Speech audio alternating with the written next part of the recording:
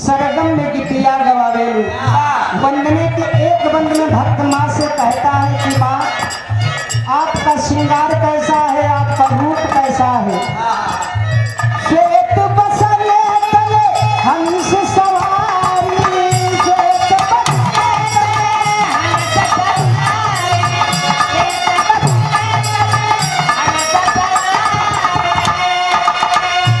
लेकिन हमके का चाहिए मैया, ये तो आपका रूप है सुंदर सलोना श्वेत बसन आपने अंग धारण किया है और हंस की सवार आप करके आती है माँ वीणावादिनी, हमके का चाहिए।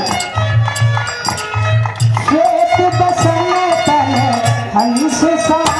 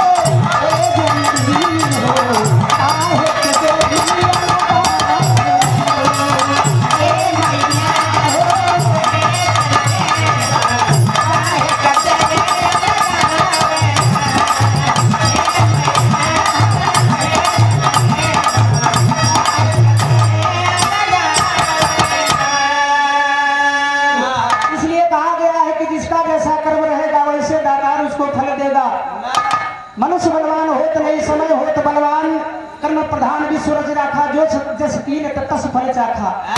जैसा जिसका कर्म रहेगा वैसा उसको फल मिले। से बतावा करती है मैया, ये लड़का का फूल बगिया कोई फूल बगिया का फूल है, थोड़ा आपके अपने कुल का परिचय आजा प्रपाजा का परिचय आपसे करावत है माई। कैसे लड़का करावा था बतावा था, आइए।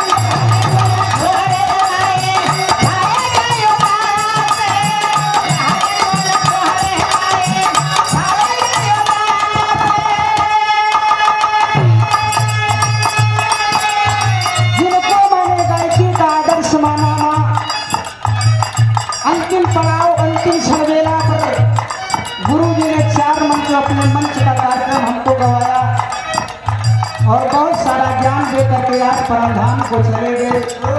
आज भी आत्मा रोती है जब लहन गुरु जी का नाम आता है।